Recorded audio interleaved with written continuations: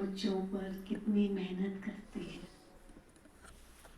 हर मुरली में बाबा याद दिलाते हैं, तुम कौन हो, तुम किसके हो, तुम्हें क्या करना है, क्या तुम्हारा लक्ष्य है, कहाँ जाना है। बाबा सब कुछ हर मुरली में सुनाते हैं। क्यों बाबा को रोज रोज ये बातें सुनानी पड़ती है? क्योंकि बच्चे भूल जाते हैं। तो लक्ष्य तो बाबा ने बहुत ऊंचा दिया है, मनुष्य से देवता बनना। लेकिन देवता बनने से पहले तो बहुत कुछ बनना है ना।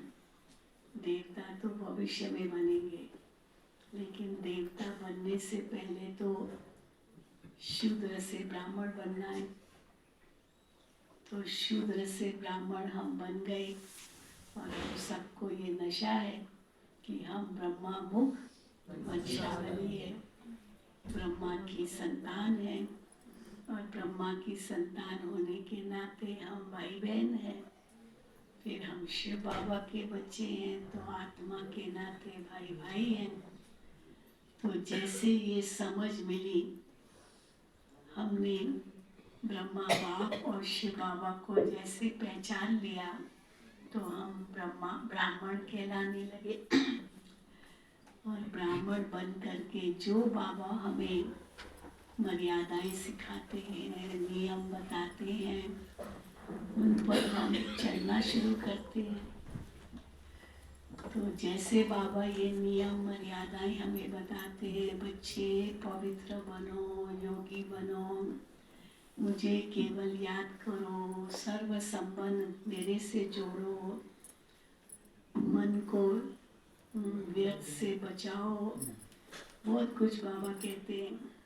क्या करो क्या नहीं करो बाबा सब बताते हैं। क्या सोचो क्या नहीं सोचो, क्या बोलो क्या नहीं बोलो, क्या करो क्या नहीं करो।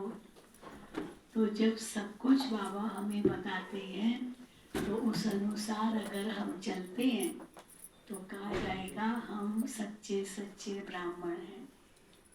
अगर हम उस अनुसार नहीं चलते हैं, मन मत चलाते हैं, तो फिर बाबा कहेंगे कि अब ये श्रीमत पर नहीं चलते।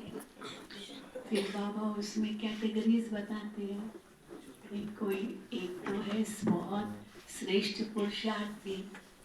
तो श्रेष्ठ पुरुषार्थी तो बाबा की हर श्रीमत का पालन करेंगे। फिर मध्यम पुरुषार्थी भी है, कभी करेंगे कभी नहीं करेंगे, कभी तो बहुत अच्छा अभ्यास करेंगे, बहुत अच्छा नियमों मर्यादाओं पर चलेंगे, और कभी थोड़ा अलबेले बच जाएंगे। लेकिन जो श्रेष्ठ पुरुषार्थी है वो तो हमेशा सावधान रहेंगे, हमेशा ही धारणाओं पर चलेंगे।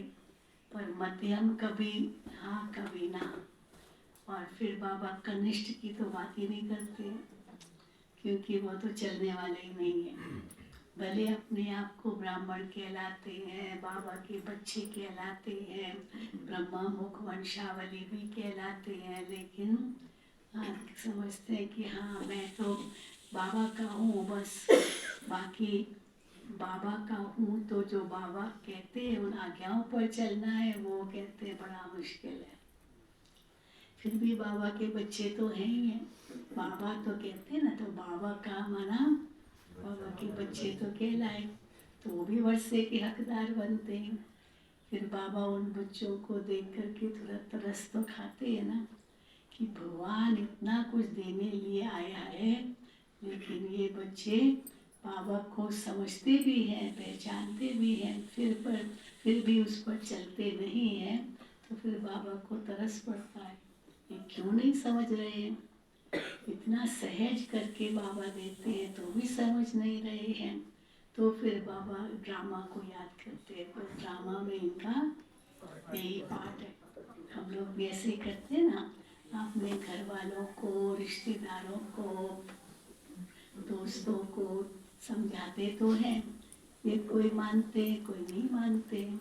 अब कोई मानते नहीं है तो हम उनके पीछे थोड़ी पड़ते हैं। हम क्या कहते हैं, ठीक है जितना कर सको ठीक है। तो ठीक है कहना पड़ता है, क्योंकि नहीं कहेंगे, अगर बिल्कुल मानते ही नहीं कहेंगे शायद हाँ इनका ड्रामा में पार्ट ही नहीं है, तो ड्रामा कह करके फिर छोड़ देना होता है। भक्ति के लिए भी बाबा कहते हैं कभी मना नहीं करो। अगर आप उनको मना करेंगे नहीं नहीं तुमको तो अभी ज्ञान मिल गया है, अभी भक्ति नहीं करनी है, तो कहेगा क्यों नहीं करनी है।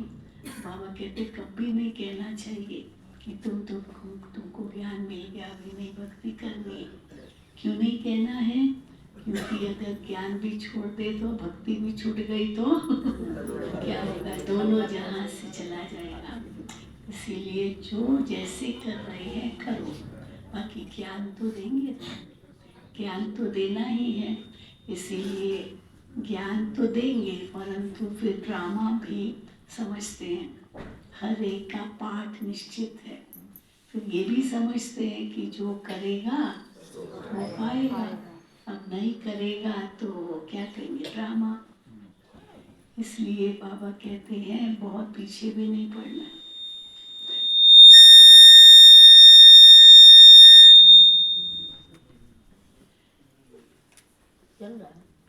कई बार बाबा हमें कहते हैं बच्चे बहुत तीख तीख करते हैं, आप बहुत ज़्यादा भी नहीं समझाना है। जो कल पहले जिसने समझा है वो तो समझेगा ही, हमको नहीं करना है ज़्यादा उनके पीछे। तो इसीलिए बाबा हम बच्चों को विशेष ध्यान खिंचवाते हैं। तो इन बातों पर अगर हम अमल करते हैं तो ऑटोमेटिकली आत्माओं का कल्याण हो जाता है। आज भी बाबा ने कहा ना, तुम्हारा ये ब्राह्मण जीवन अमूल्य है। मनुष्य जीवन अमूल्य कहते हैं फिर दुनिया में, तो ये कहते हैं कि 84 लाख योनियों के बाद मनुष्य जीवन मिलता है, इसीलिए अमूल्य है। और हम बच्चे क्या कहते हैं, यही 84 जन्म और उसमें सब मनुष्य जीवन ही है, परंतु ये जो मनुष्य जीवन है ये अति दुर्लभ है। तो जब हम इसको इस रूप से समझते हैं तो ऑटोमेटिकली हमारी बुद्धि सब बातों से उपराम हो जाती है। फिर बाबा हमें बहुत बड़ा लक्ष्य देते हैं, बच्चे अभी घर चलना है, पावन बनकर चलना है। इस पतित रूप से तो तुम घर नहीं चल सकेंगे, इसलिए पावन जरूर बनो। फिर पवित्रता पर कितने हंगामे भी होते हैं, लेकिन बाबा कहते हैं वो तो जरूरी है।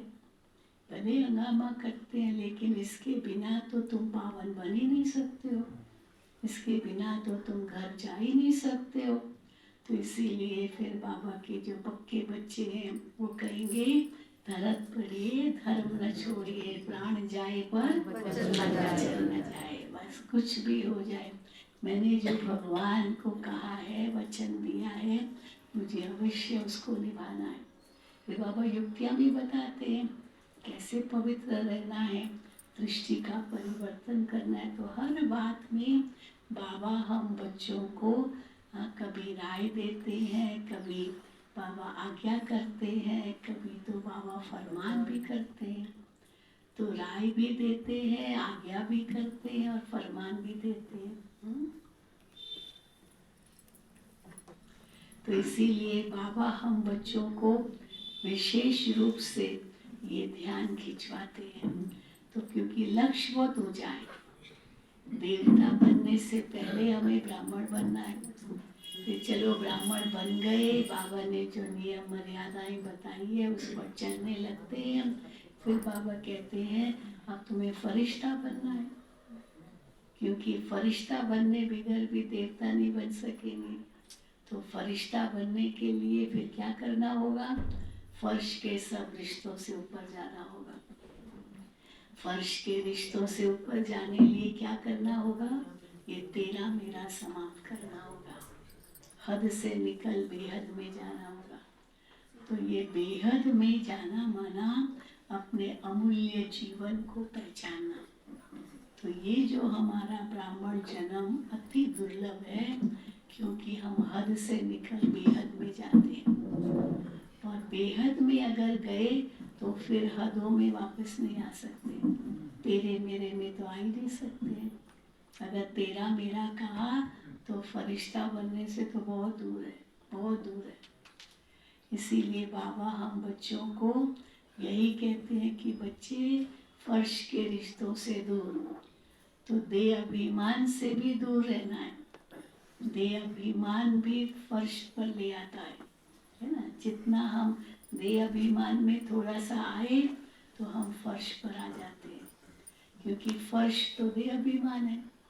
फर्श माना क्या? शरीर के भान में आए तो शरीर का भान माना ये फर्श। तो फर्श से अर्श में जाना है तो क्या करना पड़ेगा? सबसे पहले देही अभिमानी बनना है, आत्माभिमानी बनना है। इसलिए बाबा हर मुरली में इस पर भी जोर देते हैं। कई कहते हैं बाबा रोज रोज आत्मा समझ कर मुझे याद करो, आत्मा समझ कर मुझे याद करो। रोज रोज बाबा यही कहते हैं। तो बाबा कहते हैं मैं कहता रहूँगा, मैं कहता रहूँगा जब तक तुम आत्मा समझ कर बाप को याद नहीं करेंगे। तो छोटा बच्चा भी होता है ना, माँ उसको कुछ कहती है, वो मानता नहीं, सुनता नहीं, तो फिर कहेगी, फिर कहेगी, फिर भी नहीं ध्यान दे रहा है तो फिर कहेगी। तो वो बच्चा कहेगा मम्मी बार बार क्यों कहती हो? सभी अपने स्विच ऑफ कर ले प्लीज फोन। दीदी बड़े हाँ, दीदी बाबा क्लास करा रहे हैं। बाबा कहते हैं फिर तो लौकिक माँ भी ऐसे कहेगी, बच्चा कहेगा मम्मी तुम बार बार क्यों कहती हो? तो माँ कहेगी क्यों नहीं कहूँगी, तुम जब तक करोगे नहीं तब तक तो मैं कहती रहूँगी। तो ये जो बाबा कहते हैं अपने को आत्मा समझ मुझे याद करो, अपने को आत्मा समझो, देह से न्यारा समझो, हद से बेहद में जाओ। ये बाबा क्यों कहते हैं? क्योंकि यही पहला पाठ भी है तो अंतिम पाठ भी यही है ना। अंत में भी हमें यही समझना होगा ना, मैं आत्मा हूँ, बस शरीर हो गई। तो देह भान से परे होने लिए बाबा हमें बार बार कहते हैं।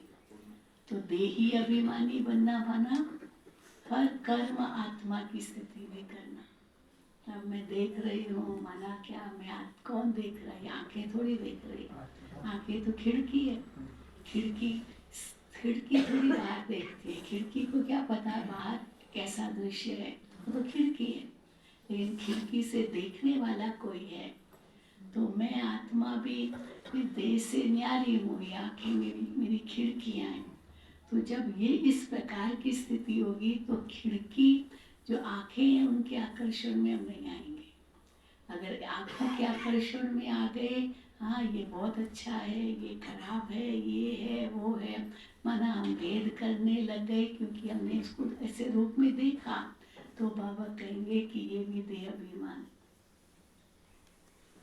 इसी प्रकार जो कुछ भी हम करते हैं वो आत्मा तो देह से न्यारी है ना। इसलिए बाबा कई बार कहते हैं करावनहार बन करके इन इंद्रियों द्वारा तुम करा रहे हो, ये करनहार है और आत्मा करावनहार है। फिर बाबा कहते हैं शिव बाबा करावनहार है, तुम करनहार हो। तो दोनों में अंतर है। क्या अंतर है? हम करनहार बन करके इंद्रियों द्वारा करवाते हैं और शिव बाबा हमारे द्वारा करवाते हैं। दोनों में थोड़ा अंतर है। क्या अंतर है? हमें आत्मा इन इंद्रियों द्वारा कर रही हूँ या इनको इनसे करवा रही हूँ तो मैं न्यारी हो गई। न्यारी हो गई तो मैं नहीं कर रही हूँ, ये इंद्रियां कर रही है और मैं मालिक हूँ। तो मालिक हूँ तो मैं उसका राजा हूँ। नहीं देखना है नहीं देखूंगी, नहीं बोलना है नहीं बोलूंगी, नहीं सुनना है नहीं सुनूंगी। तो राजा माना जो मैं ऑर्डर करूँ वो ही चले। इसीलिए बाबा कहते हैं तुम स्वराज्य अधिकारी बनते हो। फिर हम करनहार, बाबा करावनहार, बाबा करा रहे हैं। जिसको बाबा कहते हैं निमित्त हो तुम।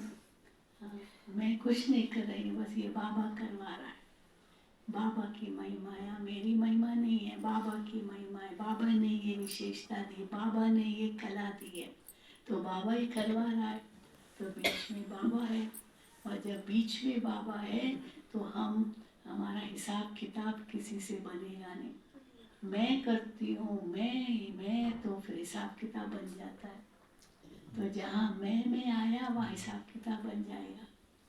मेरा आया तो हिसाब किताब बन जाएगा। इसीलिए बाबा को बार बार कहना पड़ता है, मैं आत्मा हूँ, मेरा बाबा, बस। तो बीच में मैं आत्मा, बाबा मेरा, तो हिसाब किताब नहीं बनेगा। हिसाब किताब नहीं बनेगा। अगर हिसाब किताब बनता है, इसका मतलब है अभी तक बे अभिमान है, इस अभी तक बे और मेरे में फंसे हुए। तो मैं मेरे में फंसना नहीं है, ये बाबा हमें बताते। नहीं तो पाप बनता है। तो हम यही बताते हैं ना, पाप के दो दरवाजे हैं। एक दरवाजा है मैं और दूसरा दरवाजा है मेरा। बस ये दो दरवाजे हैं पाप के। क्योंकि ये मैं मेरा जितनी बार कहा, वो पाप, वो कदम पाप के बढ़ते बनते जाते हैं। इसीलिए बाबा कहते देही अभिमानी बनो। तो इसीलिए बाबा हम बच्चों को इतना क्यों कह रहे हैं, क्योंकि फरिश्ता बनना है। तो पहले देही अभिमानी बनना है, फिर बाबा हमें कहते हैं अव्यक्त बनना है। फिर बाबा उसको कौन सा शब्द देते हैं, जैसे विदेह राजा। विदेह राजा की क्या विशेषता है? विदेह राजा, जनक राजा को विदेह राजा कहते थे। तो विदेह राजा का मतलब क्या है? विदेह राजा हमारा इतने बड़े महल में रहता है, लेकिन वो महल में से भी मोह नहीं है, मोह नहीं है, उसको कहेंगे विदेह राजा। कहानी बताते हैं ना, ये कैसे एक सन्यासी भी उनसे ईर्ष्या करते थे कि राजा जनक राजा है, महलों में रहता है, इसका मान हम सन्यासियों से भी ज्यादा है। तो किस आधार पर उसका मान सन्यासियों से भी ज्यादा था? क्योंकि वो सब कुछ करते हुए न्यारा रहता था। तो बताते ना, कहानी है कि एक सन्यासी एक आया और उनसे पूछा कि आप विदेह राजा हो, तो आपका मान हम सन्यासियों से भी ज्यादा है, वो कैसे? तो बताते ना कि कैसे उसको एक दीवा दिया, दीपक दिया, और कहा कि ये दीपक ले जाओ और मेरा महल का अवलोकन करके आओ। लेकिन ये दीपक बुझना नहीं चाहिए, बुझना नहीं चाहिए। अब हवा आ रही है तो दीवा तो बुझेगा। तो दीवे को संभालते संभालते ऐसे वैसे ऐसे ही नाम मात्र देखते हुए वापस आ गया। तो उसने क्या कहा? हाँ, राजा ने पूछा मेरा महल देखा? तो क्या कहा? देखा जरूर, लेकिन ध्यान तो दिए पर था। अब ध्यान दिए पर और फिर भी देखा, तो जैसे देखते हुए नहीं देखा। तो क्यों बाबा कहते देखते हुए नहीं देखो? क्योंकि ध्यान आपका दिए पर हो। अगर दिए पर ध्यान नहीं है, आत्मा पर ध्यान नहीं है, वे भान में है, तो फिर थोड़ी हम विदेह बन सकते हैं। तो इसीलिए बाबा कहते तुम विदेह बनो, सब कुछ करो, लेकिन ये मेरा नहीं है, ये बाबा का है, ट्रस्टी हूँ। इसको कहेंगे विदेह राजा, इसको कहेंगे अव्यक्त स्थिति। तो ये व्यक्त से परे अव्यक्त स्थिति में आना का मतलब ये नहीं छोड़ देना। बाबा उसको अव्यक्त नहीं कहते, उसको बेहद नहीं कहते। वो सन्यासी तो बाबा इसलिए भेंट करते हैं, सन्यासी तो छोड़ के चले जाते हैं। कहेंगे न बांस है, न बांस होगा, न बांसुरी बजेगी। हाँ, तो जाना देखना ही नहीं है।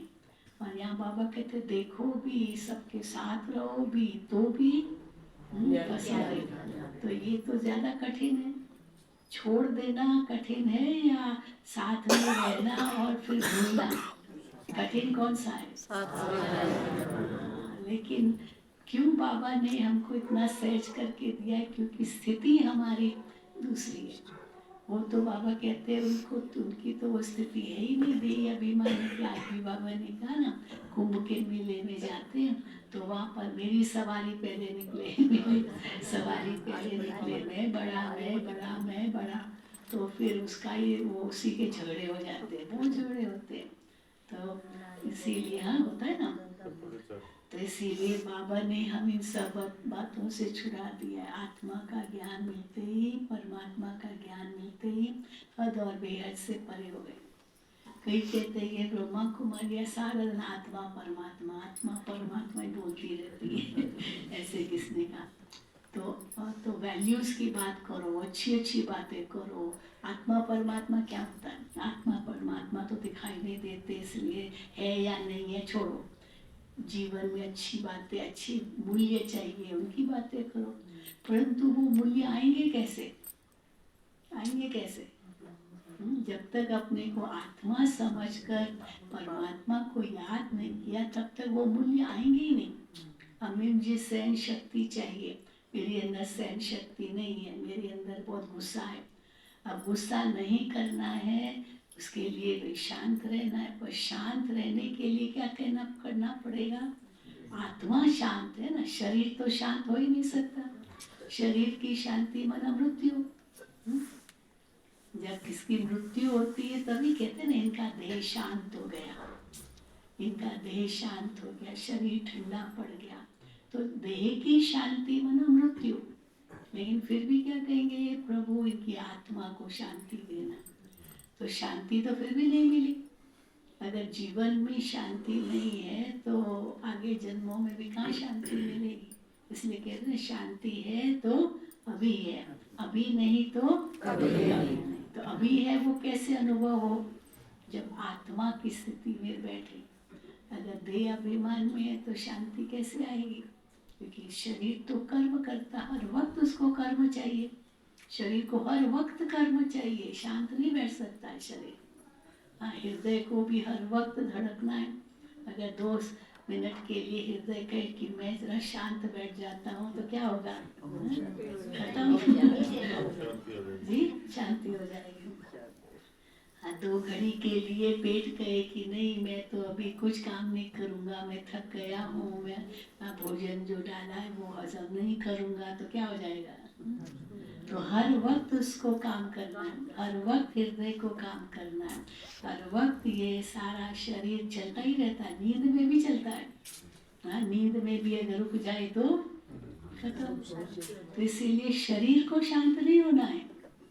शरीर जितना एक्टिव रहेगा उतना ही वो शक्तिशाली होगा ना। महिराम देवी बहन यही कहती है, कल बता रही थी, बहुत सुंदर अपना अनुभव सुना रही थी, कैसे उनको कितनी तकलीफें थी, कितनी तकलीफ थी, और कैसे उसने पूरा शरीर को रिजुविनेट कर दिया। तो भाई इनके लिए मैंने भी पहली बार इनका सुना तो मुझे भी बहुत अच्छा लगा।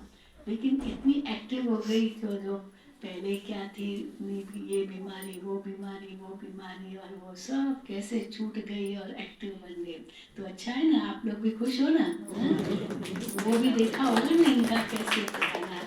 तो देखो हमें भी बहुत खुशी हुई। तो इतनी सारी बातें हमें कल सुनाई तो सुन करके बहुत खुशी हुई। तो शरीर को तो जितना एक्टिव कर देंगे उतना अच्छा ही है, पर मन को जितना शांत रखेंगे उतनी शक्ति मिलेगी। शरीर को जितना एक्टिव रखेंगे तो शक्ति मिलेगी, और मन उसका बिल्कुल ऑपोजिट है, बिल्कुल उसके विरुद्ध में। जितना मन को शांत रखेंगे उतनी शक्ति बढ़ेगी। इसीलिए बाबा हम बच्चों को अपने आत्मा की शक्ति के लिए बाबा कहते हैं शांत रहो, शांत रहो। लेकिन देह अभिमान में अगर आ गए तो भी आत्मा शांत नहीं अनुभव कर सकेगी अपने आप को। देह भले एक्टिव होगा, आजकल है ना मसल मैन, इतना क्या नहीं करते, जिम में जाते हैं, क्या नहीं करते, लेकिन इतना सारा जो कर लेते वो भी शरीर सहन नहीं कर सकता है, नहीं कर सकता। कई ऐसे देखे हैं वो जिम में ये इतनी कसरत करते वही हार्ट फेल हो गया। जिम में गया, कुछ तकलीफ नहीं थी, परंतु दिल हृदय उसका वो सहन नहीं कर पाता है, क्योंकि उसको भी तो शक्ति चाहिए। फिर मन को भी तो शक्ति चाहिए। इतना गुस्सा कर लेते, इतना गुस्सा कर लेते, इतना जोर से चिल्लाते हैं, तो उसी समय हार्ट अटैक आ जाता है। कईयों को देखा होगा गुस्सा करते करते एकदम सीने में दर्द होने लगता, या कईयों को इतना गुस्सा किया तो उसमें ब्रेन हेमरेज हो जाता है, ब्रेन की जो नस है ना वो फट जाती है, तो लकवा हो जाता है, क्योंकि गुस्सा बहुत किया। तो ये शरीर भी इतना सहन नहीं कर सकता है। तो इसीलिए बाबा ने हमें जो नियम मर्यादाएं दी है, जो भी डिसिप्लिन्स दी है, जो कुछ बाबा हमें कहते हैं, ये सब आत्मा के कल्याण के लिए भी है और शरीर के कल्याण के लिए भी है। केवल शरीर का ही करना है तो मनुष्य को अभिमान आ जाता, मेरे जैसा कोई नहीं है ना। कहीं कहते देखो मेरे बाजुओं में दम है लेकिन दूसरा होगा तो बाजुओं में भले दम नहीं है लेकिन उसको युक्ति आती है, तो युक्ति ज्यादा सफल करेगी या बाजुओं में दम है वो काम करेगा? है ना। और युक्ति के लिए तो फिर मन बुद्धि चाहिए, भले शरीर कैसा भी है। तो कई बार होता है ना, बड़ा शेर है परंतु उसके आगे चूहा, वो चूहा ज्यादा होशियार हो जाएगा और वो शेर वही का वही रहेगा। तो इसीलिए बाबा कहते हैं पहले मन और बुद्धि को आगे रखो। मन बुद्धि को जितना हम आगे रखेंगे उतना हमारी शक्ति आत्मा की बढ़ती जाएगी और देह भी अपने आप ठीक होता जाएगा, ऐसी कोई बात नहीं। बाकी एज फैक्टर तो है ही है, उम्र अनुसार तो परिवर्तन तो आता ही है, ये कोई नहीं समझे। मैं अभी 80 साल का बूढ़ा हो गया, वो मैं 20 साल का जब था तो मैं ये करता था वो करता था। अभी उम्र हो गई तो आगे शरीर तो तमो प्रधान है ना, तो उस अनुसार अपने आप को स्वीकार भी करना होता है। हाँ, अभी धीरे धीरे वो जो इतना एक्टिव थे उसको कम भी करना है, बहुत ज़्यादा भी नहीं दिखाना, हाँ मैं तो 20 साल का हूँ ऐसे है ना, जरूरत नहीं है। एज अनुसार अनुभवी भी बनते हैं, उम्र अनुसार अनुभव के साथ साथ कई हम ऐसे कार्य हैं जो हम कहेंगे भाई आप करो, उनको आगे रखेंगे। सब कुछ मुझे ही करना ये तो जरूरी नहीं है ना। कल भी हम कहाँ बैठे थे, जहाँ गए थे ना वो ये करने के लिए, शास्त्री कॉलोनी। हाँ शास्त्री कॉलोनी, वहाँ एक सर्जन आया था, याद है ना। तो वो सर्जन ने बहुत सुंदर प्रश्न पूछा। उसने कहा कि टीम वर्क में कैसे काम करना होता है, टीम वर्क। क्योंकि सर्जन है तो जब किसी का ऑपरेशन करते हैं तो खाली एक डॉक्टर तो नहीं चाहिए ना, उस समय कितने साथ में चाहिए, तो हर एक को पता होना चाहिए मुझे क्या करना है, मुझे क्या करना है। तो इसीलिए टीम वर्क कैसे रहे, मिल करके कैसे करें, तो उसकी आप युक्ति बताइए, मिल करके कैसे करें। तो मिल करके करने के लिए क्या करना होगा, दूसरों को रिस्पेक्ट देना होगा, सम्मान देना होगा। हाँ, अधिकार चला करो ये करो, वो मेरा नहीं करता हूँ तो करो करो ऐसे नहीं कहना। विदेशों में तो हमने देखा छोटे बच्चों को भी हम अभिमान से या गुस्से से नहीं करवा सकते, उनसे पूछना पड़ता है बेटा करोगे, बेटा ये करोगे, वो सोचता है करूँ या नहीं करूँ, फिर अच्छा करूँगा। हाँ तुम आप कहेंगे करो तो नहीं करूँगा क्योंकि जबरदस्ती कहा, तो आजकल जबरदस्ती का तो जमाना ही नहीं है, क्योंकि मनुष्यों में सहन शक्ति है ही नहीं। तो सहन शक्ति नहीं है तो जबरदस्ती तो कर ही नहीं सकते, तो उसके लिए हमको झुकना पड़ता। हम कहेंगे वो झुके, वो कहे नहीं झुकता। अब तो देखते ना रास्ते पर गाड़ी चलाते हैं, ड्राइवर कहेगा वो बीच में कोई आ गया, अब तुम बीच में, तुम पीछे जा, तुम पीछे जाओ, तुम पीछे, अभी दोनों ही पीछे नहीं जाते, तो अभी क्या होगा, झगड़ा हो गया। फिर पीछे गाड़ियाँ खड़ी है, पीछे गाड़ियाँ लेट भी हो जाते हैं चलो लेट हो गया, लेकिन वो अभिमान का टक्कर। देखो इतने बड़े बड़े जंगल क्यों जल जाते हैं, जरूरी नहीं कि किसी ने आग जलाई हो वहाँ, लेकिन जो सूखे होते ना, सूखे पेड़ होते, खास करके बांस के पेड़, वो जब सूखे होते हैं तो उनमें फ्रिक्शन बहुत होता है, और जैसे ही हवा का झोंका आया आपस में टकराए आग लग जाती है, और वो आग इतने सारा जंगल को पकड़ लेती है। अभी बीच में अमेरिका में लॉस एंजलिस में इतनी आग जली, इतनी आग, पूरे जंगल के जंगल जल गए, और बाबा का सेंटर भी उसके पास ही था, जहाँ लॉस एंजलिस में भी हमारा बाबा का सेंटर है।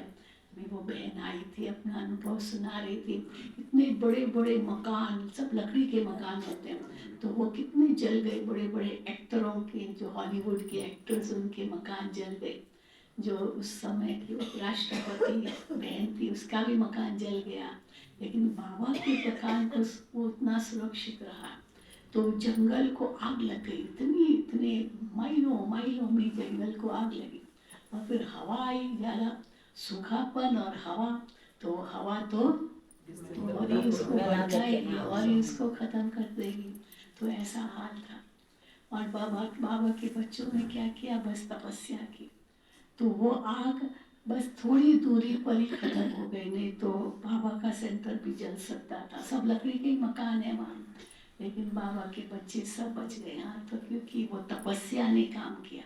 तो यही कहेंगे ना, आखिर कई बार ऐसे होता है कि हम स्थूल रूप से कुछ नहीं कर पाते हैं, तो फिर बाबा पर छोड़ देना होता है।